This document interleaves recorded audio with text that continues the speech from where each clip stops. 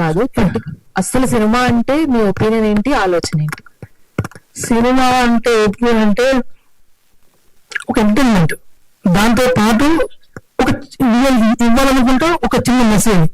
అంటే మనం ఇప్పుడు సినిమా ఒక మెసేజ్ చెప్పాలంటే మనం డైరెక్ట్ చెప్తే అది ఒక ఎంటర్టైన్మెంట్ తో ఒక మెసేజ్ చెప్తే కొంచెం రీచ్ అవుతుందని అనుకుంటున్నాం. అందుకని ఏదైనా బోల్డ్ కంటెంట్ ఫస్ట్ చెప్పేస్తే యూత్ అట్రాక్ట్ అవుతారు, దాని ద్వారా మెసేజ్ చెప్పాలన్నది మీ ఫైనల్ కంక్లూజన్? లేదండి, అంటే జరిగిన కథ అంటే జరిగినట్టే తీయాలి కదా అనేది దానికోసం తీసాను. అంటే బోల్డ్ కంటెంట్ అని కాదండి. ఇక్కడ అందరూ అంటారు సినిమాలు చూసి జనాలు చనిపోతూ ఉంటారు. నేను ఈ సినిమాని బయట చూసి తీసా. ఇటువంటి ఇన్సిడెంట్లన్నీ బయట చూసి అదే ఒక పేరెంట్స్ ఎలా ఇబ్బంది పడుతున్నారు, పిల్లలు ఎలా అలా సైడ్ పక్కదారి పడుతున్నారు, అది చూసి తీసా. అదే అండి, అది చెప్పే విధానము సకుటుంబ సపరివారి సమేతంగా వెళ్ళాలి అనే ఉద్దేశంతోనే తీశారు. విడివిడిగా వెళ్ళాలి అని కింద ఒక ట్యాగ్ లైన్ ఇవ్వడం అనేది ఎంతవరకు కరెక్ట్ అనుకుంటున్నారు? కరెక్ట్ అంటే ఇప్పుడు ఏంటంటే కొన్ని ఒక కథ చెప్పేటప్పుడు కొన్ని ఇబ్బందులు ఎదురైతాయి, ఇద్దరు కలిసి చూడాలి. కానీ విడివిడిగా యూత్ చూస్తే వాళ్ళకు ఒక మెసేజ్ వెళ్తుంది, తల్లిని చూస్తే ఒక మెసేజ్ వెళ్తుంది. ఈ సినిమాలో కొన్ని అక్కడక్కడ కొన్ని కలుపుకుని అనిపించవచ్చు, అది రియల్.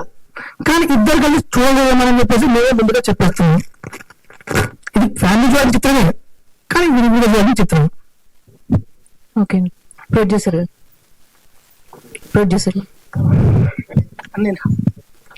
మీరు ఇంతకు ముందు మాట్లాడుతూ ఒక అర్హత వచ్చే వరకు వెయిట్ చేశాను ఇన్ని రోజులు అని చెప్పారు కదా.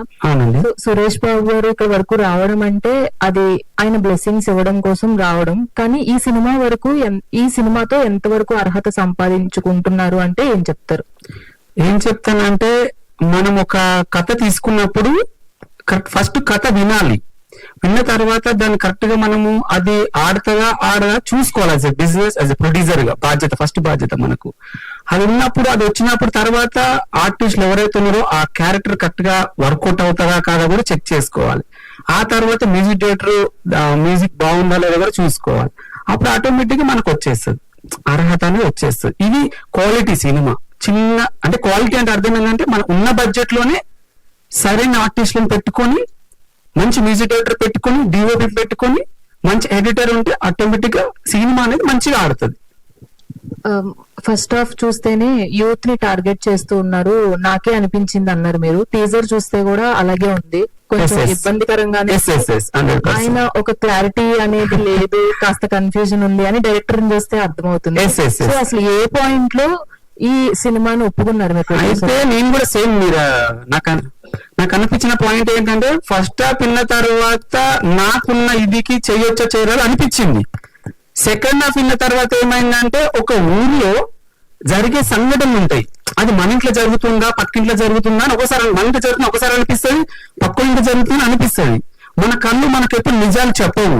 ఇది ఆ సినిమా అన్నమాట. అప్పుడు నాకు అనిపించింది క్లైమాక్స్ అనేది నచ్చినాక ఓకే చెయ్యొచ్చు మనము, అంటే ఒక మంచి సినిమాని నేను తీయొచ్చు అనే నమ్మకం నాకు డైరెక్టర్ మీద వచ్చింది. అది all the best.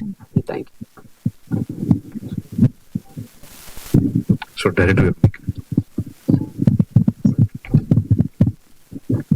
Sir sensor అయిపోయింది సార్? అయిపోతుంది సార్, బేసిక్ గా మీరు అన్నారు కదా పిల్లలు అని, ఆడపిల్లలు కానీ ఆ టీనేజర్స్ ఎవరైతే ఉన్నారో వాళ్ళు చూడాలని చెప్పేసి. కానీ మీకు ఏ సర్టిఫికేట్ వచ్చినట్టయితే మీరు ఎవరైతే టార్గెటెడ్ ఆడియన్స్ అనుకున్నారో 18+ వాళ్ళు మాత్రమే చూడొచ్చు కదా. ఆ మెసేజ్ వాళ్ళకి అంత మీరు రీచ్ అవ్వదండి. ఎందుకు చూస్తారు కదా, 18+ వాళ్ళే చూడలేదా, వాళ్ళే కదా. మీరు చూపించింది 9th standard and intermediate first year.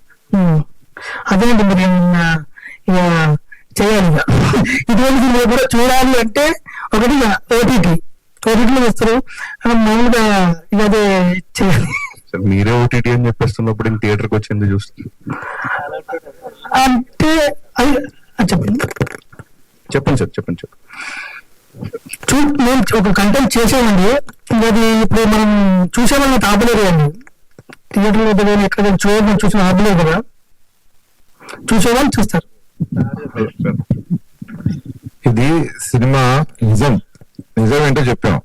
ఎవరు చూస్తారు అనేది వాళ్ళే చూడాలని లేదు. నిజం ఒకటి జరిగింది ఇక్కడ, ఇలా జరుగుతుంది ఇక్కడ అనే బాధ్యత. నేను ఇందాక స్పీచ్ లో కూడా చెప్పాను, అందరికీ బాధ్యత గుర్తు చేస్తుందని. ఓకే, మీరు అన్నట్టు 15 years 16 years చూడకూడదు కాబట్టి 18 years తర్వాత చూస్తారు. దీన్ని ఇంకో వర్షన్ కూడా డైరెక్ట్ రిలీజ్ చేయమన్నా U/A వచ్చేటట్టుగా చూస్తే శాటిలైట్ దాని ద్వారా కూడా వెళ్ళొచ్చు ఇంకో వర్షన్ అని చెప్పాను. అది వెళ్తుంది, కంటెంట్కి వెళ్తుంది. ఫస్ట్ చేశారు కాబట్టి ఆ సినిమా వెళ్తుంది. U/A సర్టిఫికేట్ వచ్చిన తర్వాత మీరు దానికి వెళ్ళొచ్చు. Okay sir. Sorry to say this అండి, చెప్పండి. ఒక డ్రెస్సింగ్ స్టైల్ ని బట్టి ఇప్పుడు ఏవో ఘోరాలు జరిగిపోతున్నాయి అన్న మాట్లాడుకుంటున్న రోజులు ఇవి.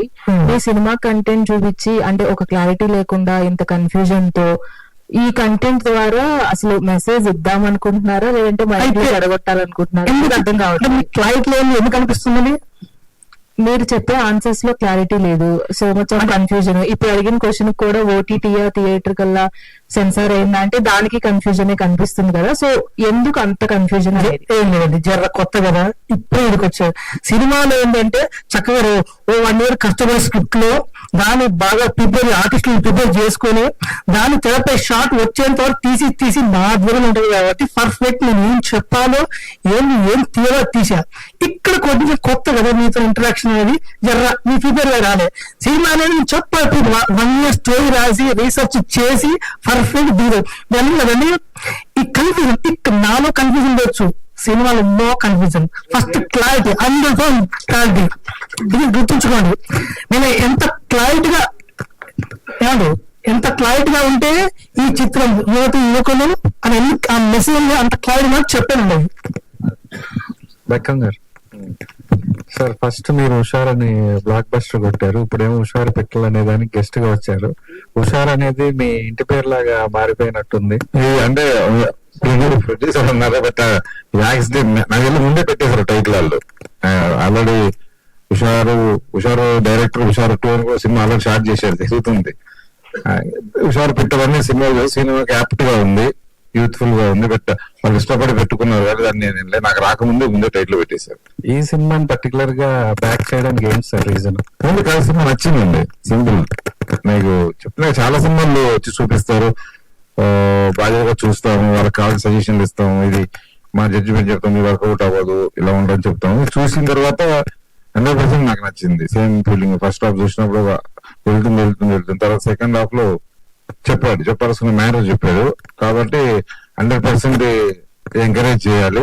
న్యూ టాలెంట్ వాళ్ళ ఎక్స్పీరియన్స్ చాలా బెటర్ గా చేశారు. అలాగే వచ్చి సురేష్ గారు చెప్పడం, ఆయనకు నచ్చడం, దాని ముందుకు వెళ్ళిపోతుంది. హీరోయిన్ చిట్టినా హలో సార్. పుట్టు చిట్టి ఈ డైరెక్ట్ ఇది ఆయన రియల్ ఇన్సిడెంట్ అంటాడు, చాలా చూసాను, ఊర్లో చూసాను చాలా అంటాడు. దీంట్లో చాలా మీ టీజర్ లో చూపించినట్టు చాలా ఇంప్రెసెస్ ఉన్నాయి. మీకు అసలు ఏం చెప్పారు ఇది సీన్ అంటే? అసలు ఏం చెప్తారు వాళ్ళు కథ చెప్పినప్పుడు?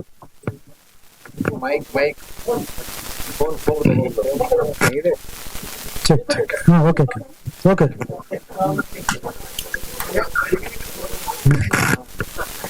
ఓకే.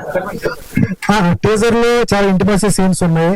తర్వాత ఫస్ట్ హాఫ్ అంతా నాకు తెలిసి ఏ సీన్స్ ఉంటాయి.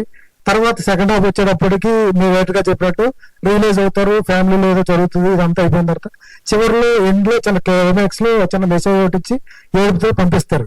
మీకు అసలు డైరెక్టర్ ఏం చెప్పాడు ఈ కథ? ఏ సీన్లు ఇటువంటి సీన్లు ఫస్ట్ ఇంట్రడ్యూస్ అవుతున్నారు, ఇటువంటి క్యారెక్టర్ ఎంచుకోవడానికి రీజన్ ఏంటి? Thank you so much for this question అండి. సో మీరు అన్నట్టు చిన్న మెసేజ్, అవును చిన్న మెసేజే, కానీ ఏమో పెద్ద ఇంపాక్ట్ ఉండొచ్చు. సో ఈ మూవీ నాకు ఎలా రీచ్ అయిందంటే మా మేనేజర్ గారు మాకు రీచ్ అయ్యారు. సో అండ్ సో స్టోరీ ఉంది అని చెప్పేసి అన్నారు. మేము వెళ్ళటం జరిగింది, ఆఫీస్కి వెళ్ళాము. సో భిక్షు సార్ నరేషన్ స్టార్ట్ చేశారు. ఫస్ట్ హాఫ్ కంప్లీట్ అయిపోయింది. అలానే ఇంకా నీకు వేరే కాల్ వస్తుంది సార్ అని చెప్పేసి వెంబటే నేను అమ్మ దగ్గరికి వెళ్ళిపోయాను.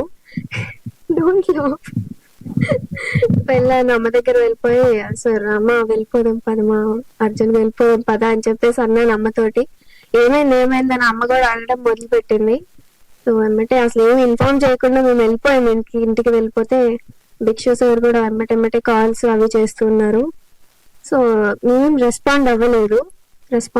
కొన్ని రోజుల తర్వాత మళ్ళీ కాల్స్ వస్తూనే ఉన్నాయి.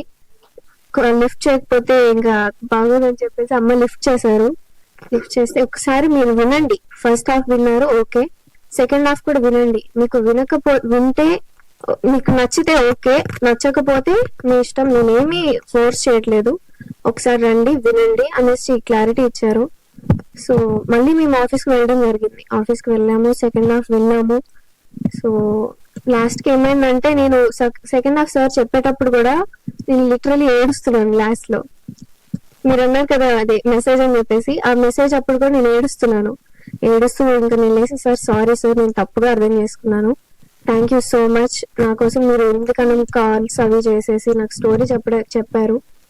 ఇంకా నేను ఇంకా సారీ కూడా చెప్పాను, ఏమో సార్ మీరు అనుకున్నట్టు నేను చేయలేనేమో, రియలీ సారీ నేను చేయలేనేమో మీరు అనుకున్నట్టు అని చెప్పేసి ఇంకా ఇంటికి వెళ్ళిపోయాము. మళ్ళీ ఆఫ్టర్ కపుల్ ఆఫ్ డేస్ ఏమైందంటే someone who's very close to our family, వాళ్ళ ఇంట్లో కూడా సేమ్ ఇన్సిడెంట్ జరిగింది.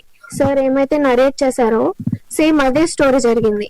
మా ఫ్యామిలీ ఫ్రెండ్స్ కూడా వాళ్ళ ఫ్యామిలీలో కూడా నేను అది నా కళ్ళారా చూస్తే అది వాళ్ళ పేరెంట్స్ కానివ్వండి, వాళ్ళ నాన్న వాళ్ళ అమ్మ ఎంత బాధపడుతున్నారో నేను నా కళ్ళారా చూసాను. నేను అప్పుడు డిసైడ్ అయ్యాను, సార్ స్టోరీ చెప్తుంటే నేను ఏమో అనుకున్నాను కానీ ఇంతగానం ఏడుస్తున్నారు, ఒక పిల్లలు చేసే బాధ తట్టుకోలేరేమో అనేసి మళ్ళీ రీచ్ అవ్వడం జరిగింది సార్ కి. సార్ నేను ఈ మూవీ చేస్తాను అని చెప్పేసి సైన్ చేశాము. నిజం చెప్పాలంటే నేను half of the film sir ని రిక్వెస్ట్ చేసుకుంటూనే చేశాను మూవీ. యా హీరో గారు ఎంజాయ్ చేసావా షూట్? సారీ, షూట్ ఎంజాయ్ చేసావా?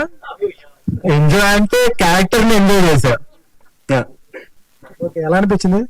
బాగుందండి, కొత్తగా అంటే ఏజ్ ఉన్న క్యారెక్టరే కదా, సో బాగా అనిపించింది. సార్ డైరెక్టర్ గారు, సార్ ఈ ఇద్దరు కొత్త వాళ్ళు వర్క్ షాప్స్ ఉంటాయి, వీటికి ఏంటండి వర్క్ షాప్ లో పెడతారా? వర్క్ షాప్స్ పెట్టండి. పెట్టారా? ఏం చేస్తారు సార్? పెట్టండి. పెట్టకపోతే అమ్మాయి కొత్త అబ్బాయి కొత్త అంటే అంత పర్ఫెక్ట్ గా ల్యాండ్ కావడానికి వర్క్ షాప్ పెట్టాను. కానీ నేను అనుకున్నట్టు కాదు, నాకు అర్థమైంది మీ ఉద్దేశం. జస్ట్ యాక్టింగ్ ఎంతవరకు ఏం చేయాలో అంటే పర్ఫార్మెన్స్ వైజ్ గా, అంటే మీరు టీజర్ లో చూసి ఒకవైపే, సెకండ్ హాఫ్ రెండో వైపు అమ్మాయి విశ్వరూపం ఉంటుంది, ఆ విశ్వరూపాన్ని వర్క్ షాప్ పెట్టా. అదే అండి.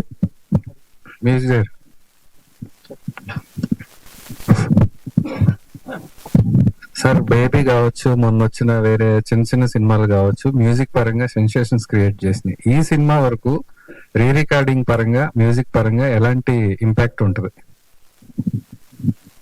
ఇందాక తను అడిగింది కదా, తనకి కన్ఫ్యూజన్ డైరెక్టర్ కి.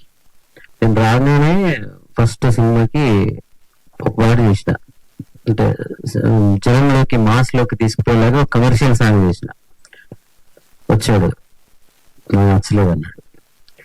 సరే అని చెప్పి మళ్ళీ రెండో పాట చేసిన. ఆ పాటని పక్కా ఒక రవితేజ గారి సినిమాలో ఆ రేంజ్ సాంగ్స్ అవి. రెండో సాంగ్ చేసిన, నచ్చలేదు అన్నాడు.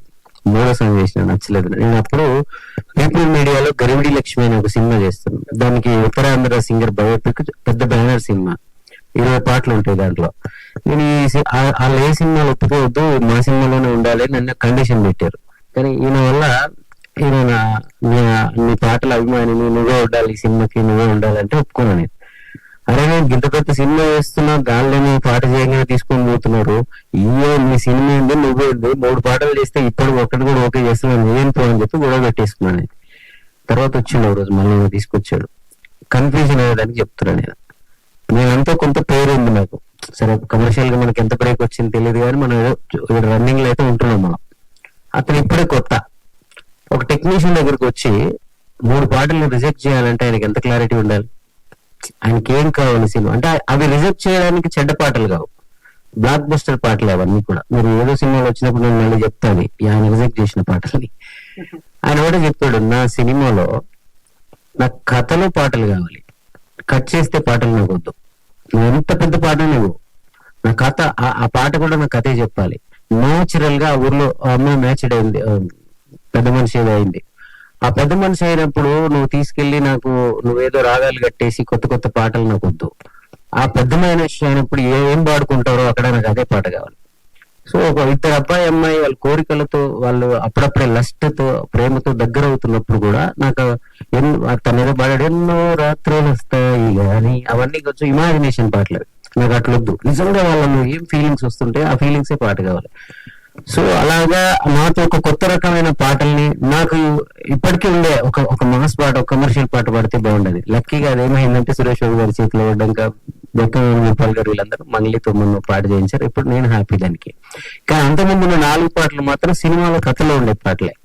అలాగే బ్యాక్గ్రౌండ్ స్కోర్ కూడా ఎక్కడ ఎలాంటి అరుపు రావాలి, ఎలాంటి చిన్న ఫీల్ అనేది ప్రతిదీ ఆయన మనిషి మా పక్కన కూర్చొని ఇంకా మాతో చేయించేస్తాడు అతను. సో పక్కా నేను చెప్తున్నాను అంటే పాపం తనకు మాట్లాడడం వస్తుందో రావట్లేదో ఆ కన్ఫ్యూజన్ లో మీకు సరైన వస్తలేడం. నేను కూడా సినిమా బ్యాక్గ్రౌండ్ స్కోర్ చేయడం కోసం సినిమా అంతా అయిపోయాక నా దగ్గరికి వచ్చింది ఇది. నాకు కొంచెం మంచి ఇమేజ్ ఉంది, చిన్న ఎమోషన్స్ చేస్తాడు, నాన్న పాటలు ఇలాంటి అమ్మ పాటలు అని ఊరి పాటలు చేస్తాడు. మనోడు వచ్చి ఫస్ట్ హాఫ్ చూస్తూనే వెనక కూర్చున్నాడు. నేను ఎప్పుడు వెనక్కి తిరిగి ఏంది నేను ఏ సినిమా తీసుకొచ్చాడు ఆ దగ్గరికి అని చెప్పి అనాలని, సీరియస్ అవ్వాలని చూస్తూనే ఉన్నాను సినిమా నల్లగా. కొంచెం సినిమా వెళ్ళి ఫ్రీ ఇంటర్వ్యూల ముందుకు వచ్చేటప్పటికి అప్పటిదాకా ఆ సినిమా అలా ఉండడానికి కారణమైన అది చెప్పాడు బ్యాంగ్ అక్కడ. నిజంగా అది లేకపోతే ఫస్ట్ హాఫ్ అంతా అలా ఉండకపోయి ఉంటే దీనికి అర్థమే లేదు, సెకండ్ హాఫ్ కి ఇంటర్వ్యూలకి అర్థమే లేదు. సో నేను కన్విన్స్ అయిపోయాను. సెకండ్ హాఫ్ కి వచ్చిన తర్వాత ఫస్ట్ హాఫ్ లో ఒక అల్లరి చిల్లరి డైరెక్టర్ అలా కనపడతాడు అతను, సరదాగా మామూలుగా తిరిగే డైరెక్టర్ లా. కానీ సెకండ్ హాఫ్ వెళ్ళిన తర్వాత ఏ మెచ్యూర్డ్ సెన్సిబుల్ పెద్ద డైరెక్టర్లకి తీసిపోడు. నేను మీ అందరూ రాసి పెట్టుకోండి, భిక్షు అనేవాడు చాలా పెద్ద డైరెక్టర్ అవబోతున్నాడు. తమిళ్లో మీరు చాలా మంది ఇలాంటి సామాజిక ఇతివృత్తాలతో సినిమాలు వేసే చాలా మంది డైరెక్టర్లు మనకు లేరు అని మనం ఫీల్ అవుతాం కదా, అతనే. ప్లీజ్ అతన్ని రెస్పెక్ట్ చేస్తూ మీరు క్వశ్చన్ అడగండి. చరణార్జున్ గారు కంటిన్యూస్ అండి. మీరు చాలా మంచి హిట్ సాంగ్స్ రాశారు ఇంతకుముందు, అంటే రెగ్యులర్ గా మనం వినే పాటల్లో మీరు చాలా రాసున్నారు. అండ్ కాకుండా చాలా పొలిటికల్ సాంగ్స్ అవి కూడా చేస్తుంది. బట్ ఇండస్ట్రీకి సంబంధించి, సినిమాలకు సంబంధించి అంటే ఇప్పుడు చేయబోయే నెక్స్ట్ గరివిడి లక్ష్మి అయినా ఇప్పుడు ఏదైనా చరణార్జున్ పేరు ఇంకా మేము భవిష్యత్తులో ఇంకా ఎక్కువ ఫాస్ట్ గా ఎక్కువ బాగా వినే పేరు అవుతుంది అనుకోవచ్చా? అంటే ఇప్పటి వరకు మీకున్న ఇమేజ్ అవ్వచ్చు, నెక్స్ట్ దాన్ని ఏమన్నా పెంచే ఛాన్స్ లేదు. లాస్ట్ 4 years కరోనా టైంలో ఏదో తెలియక ఇండిపెండెన్స్ సాంగ్స్ వెళ్ళి కొన్ని రోజులు నేనే సినిమా కొంచెం దూరం అయ్యాను. ఇప్పుడు పూర్తిగా సినిమాల మీద ఫోకస్ పెట్టాను. ఎవరికైనా లక్ష్యం వాళ్ళ సొంత లక్ష్యం వాళ్ళకే ఉంటది. నేను పెద్దోళ్ళు కావాలి, పెద్ద సినిమాలు చేయాలి, స్టార్ మ్యూజిక్ డైరెక్టర్ అవ్వాలని. కానీ లక్కీగా నాకు మీరందరూ కూడా కోరుకుంటారు నాకన్నా ఎక్కువ. సో తప్పకుండా అది త్వరలోనే మీరు చూడబోతున్నారు. నాకొకటే, నేను టకటక సీజనల్ గా 4 సినిమాలు చేసి 4 రోజులు నా పేరు మోగి నేను పోవాలన్నట్లు, నేను ఎప్పటికీ చిరస్థాయిగా నిలబడిపోయే మ్యూజిక్ డైరెక్టర్ గా ఉండాలని నా కోరిక ఉంది. నేను ఉన్నా లేకున్నా కూడా నా సినిమాలు, నా పాటలు అంటే పెద్ద సినిమాలు చేసి పెద్దోడు అయిపోవాలని అలా ఏం లేదు. చిన్న సినిమా వచ్చిన దాన్ని పెద్ద సినిమా చేయాలని కోరిక ఉంది నాకు నా వర్క్ తో.